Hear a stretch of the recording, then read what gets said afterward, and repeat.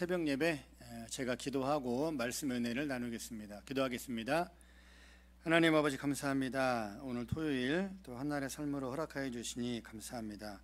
또 주일을 준비하는 마음으로 하나님 말씀을 대하게 하시고 하나님 사랑하는 마음으로 또 예수 그리스도의 영으로 살아갈 수 있는 그런 풍성한 은혜를 이 시간 베풀어 주옵소서. 말씀 가운데 기도 가운데 함께 하실 하나님 은혜를 기대하고 소망하며 예수님의 이름으로 감사하며 기도드립니다. 아멘. 오늘 말씀은 로마서 8장 12절에서 17절 말씀입니다. 제가 봉독하여 올립니다. 그러므로 형제들아 우리가 빚진 자로 돼 육신에게 져서 육신대로 살 것이 아니니라. 너희가 육신대로 살면 반드시 죽을 것이로되 영으로서 몸의 행실을 죽이면 살리니 무릇 하나님의 영으로 인도함을 받는 사람은 곧 하나님의 아들이라.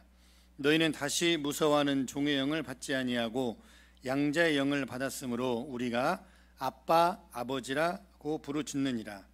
성령이 친히 우리의 영과 더불어 우리가 하나님의 자녀인 것을 증언하시나니 자녀이면 또한 상속자 곧 하나님의 상속자요 그리스도와 함께한 상속자니 우리가 그와 함께 영광을 받기 위하여 고난도 함께 받아야 할 것이니라. 아멘. 오늘 주어진 본문 가지고 고난이 없는 영광은 없습니다. 고난이 없는 영광은 없습니다 라는 제목으로 말씀의 은혜를 잠깐 나누겠습니다. No cross, no crown. 여러분 다 아시죠? 고난이 없는 영광은 없다라는 말씀 가지고 12절 한번 말씀 보면 그러므로 형제들아 우리가 빚진 자로 돼 육신에게 져서 육신대로 살 것이 아니니라. 하나님은 우리에게 말씀하십니다. 우리가 빚진 자라고. 저와 여러분 지금 예배하는 우리 모두가 빚진 자라는 사실입니다. 여러분 누구한테 빚졌습니까? 여러분 가지고 있는 채무가 어느 정도나 되십니까? 예수 믿는 이 시간 하나님 앞에 예배하는 우리 모두는 하나님 앞에 빚진 자라고 합니다. 그렇다면 어떠한 빚을 누구에게 졌을까요? 여러분 다 벌써 이해하셨죠? 바로 하나님의 아들이신 예수께 빚진 겁니다. 왜냐하면 예수께서 죄 없는 예수께서 육신의 모양으로 이 땅에 오셔서 택한 백성 또 죄 많은 인생들을 위해서 십자가에 죽으시고 부활하셨기 때문입니다. 그 예수께 우리는 빚진 자라는 겁니다. 그렇기 때문에 이제 육신에게 져서 육신대로 살지 말자라는 겁니다. 지금 로마서 6장, 7장, 8장 계속 이어진 오늘 본문도 그렇습니다만 바울이 계속 그런 말 하고 있죠. 좀 육신대로 살지 말고 육신에 쳐서 죄의 종으로 이제 좀 그렇게 살지 말자. 이제 좀 더 이상 과거에 얽매여서 죄에 얽매여서 예수를 몰랐을 때 그런 과거의 삶으로 죄 많은 삶으로 그렇게 다시 돌아가지 말자. 여러분 바울의 이런 간곡한 애타는 음성이 여러분 마음으로 느껴지십니까? 바울은 지금 정말로 애절한 마음으로 여러분을 진심으로 사랑하는 마음으로 기록하고 있습니다. 또 13절의 말씀 보면 너희가 육신대로 살면 반드시 죽을 것이로되 영으로서 몸의 행실을 죽이면 살리니. 우리의 몸의 행실을 컨트롤할 수 있는, 제어할 수 있는, 또 절제할 수 있는 것이 무엇일까요? 영입니다. 하나님의 영입니다. 우리가 아무리 다짐하고 결단한다고 해도 우리의 몸의 행실, 죄의 소욕, 육체의 소욕 이런 것들을 절제할 수 없습니다. 오직 하나님의 영으로만, 오직 하나님의 영으로만 우리의 몸의 행실을 절제하고 또 인내하게 할 수 있다라는 겁니다. 여러분 성령의 9가지 열매 중에 마지막 열매가 무엇인지 여러분 다 아시죠? 사회와 오자양, 충혼, 절. 절제입니다. 절제. 첫 번째 열매가 사랑, 마지막 열매가 여러분 절제입니다. 왜 하나님께서는 성령의 9가지 열매 중에 마지막 9번째를 절제라고 했을까요?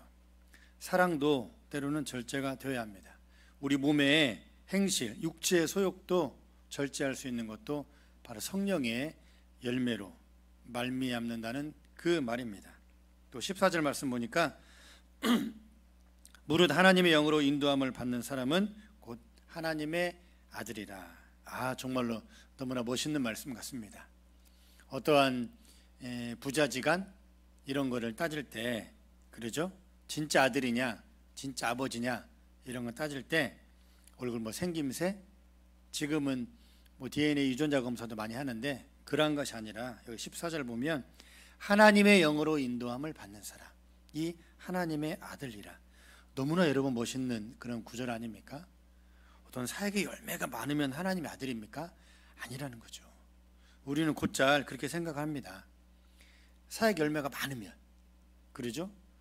또한 1, 20명인 공동체를 100명, 200명 이렇게 하면, 또 유창하게 방언 기도를 하면, 또 화려한 언변과 언어의 기술로 청중을 사로잡으면, 그렇죠? 또 여기저기 많이 TV에 나오고 많이 집회에 불려다니면, 쉽게 말해서 유명세를 타면, 와, 저분 되게 훌륭하구나, 저분 정말로 하나님이 쓰시는 분이구나, 일면 맞는 면도 있지만 그렇지 않은 면도 있습니다. 오늘 14절 말씀 보면 하나님의 영으로 인도함을 받는 사람이 하나님의 아들이라고 합니다.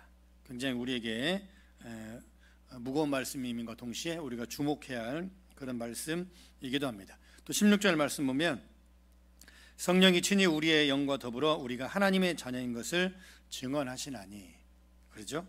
우리가 하나님의 자녀인 것을 증언하는 분은 누구라고요? 성령입니다. 여러분, 법정에서, 재판에서 정말로 그 재판의 결과를 바꿀 수 있는, 그렇죠? 재판의 결과를 한 번에 바꿀 수 있는 것은 바로 증언입니다. 증언. 증인의 증언.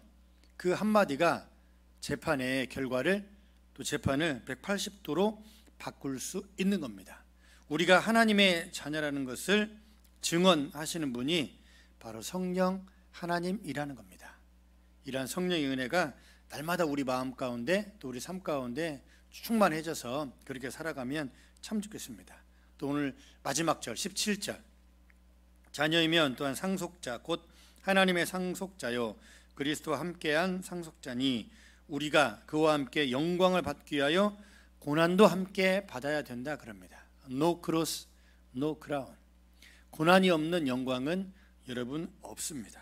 그런데 우리가 예수께서 받으셨던 그 고난 감히 우리가 받을 수 있을까요?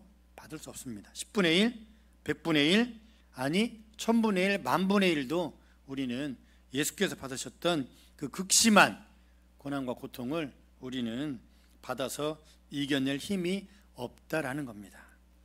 우리가 그런 존재입니다. 우리가 그렇게 연약한 존재입니다. 그러한 고난, 죄의 대가, 죄의 요구, 율법의 요구를 한 몸에 받으셔서 죽으시고 부활하신 하나님의 아들 예수, 그 예수를 바라보면서 좀 염치 있게 신앙생활 하면 좋겠습니다. 그게 오늘 12절 말씀을 읽었던 우리가 빚진 자로 돼. 저는 오늘 이렇게 여러분에게 말씀드리고 싶습니다. 좀 염치가 있으면 좋겠다. 인간 사회도 보면 사람이 경우가 있어야 되고, 사람이 염치가 있어야 되고, 사람이 눈치코치가 있어야 됩니다. 경우가 없으면 정말로 힘듭니다. 사람과의 관계에 있어서 경우가 없고 눈치가 없으면, 또 염치가 없으면 참 마음이 무겁고 참 심란하고 복잡할 때가 있습니다. 하물며 인간 사회의 모습도 그러는데 여러분 신앙에서는 더 그래야 하지 않겠습니까? 우리가 나를 위해 죽으시고 부활하신 하나님의 아들이신 예수, 그분을 조금이라도 사랑한다면 저는 여러분에게 이런 말씀을 드리고 싶습니다.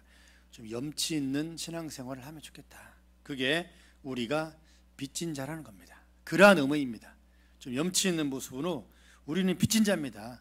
이 땅의 삶을 다 마감하고 하나님 나라 갈 때까지 우리는 빚진 자로 살아야 됩니다. 그러니까 염치 없이 살면 안 됩니다. 아무 생각 없이 뻔뻔하게 마치 내 의로움과 나의 노력으로 내가 하나님을 아버지라고 부를 수 있는 것처럼 그렇게 착각해서는 아니 된다는 사실입니다.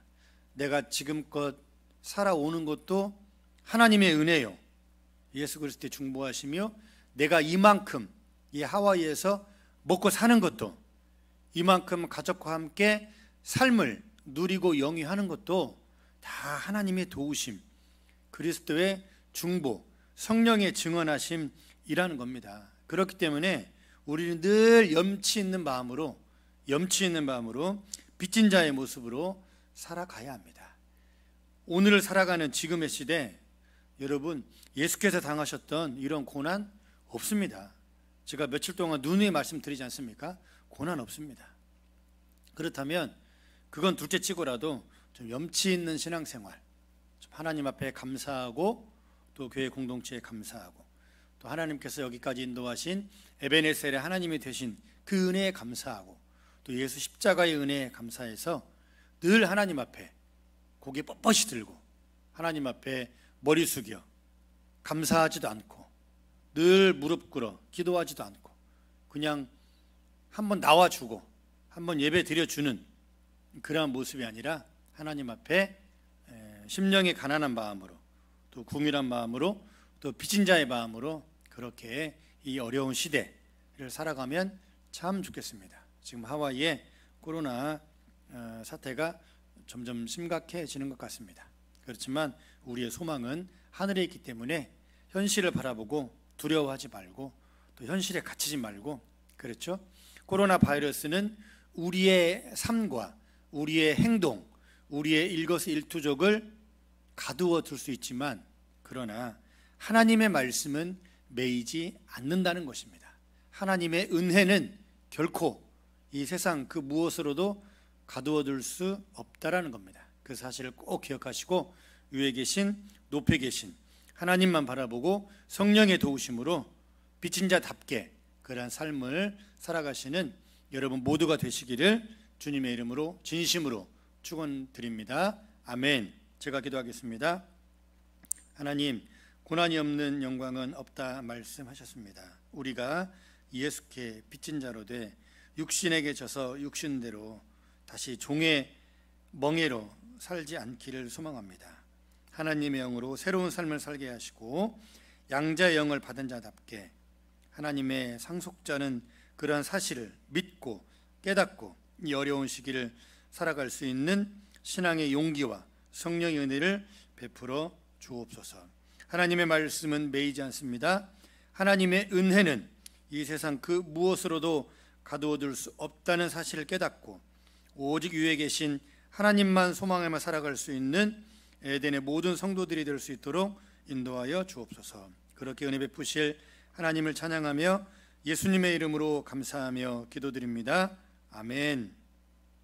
주님 보좌 앞에 나가 참된 안식과 기쁨 나누리겠네. 경배하며 주의 얼굴 구할 때 신실하신 주님 찬양해.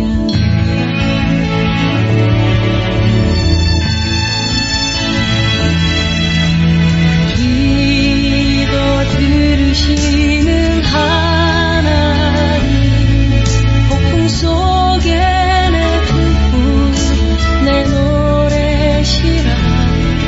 주의 날개 아래서 내 맘 쉬니 신실하신 주님 찬양.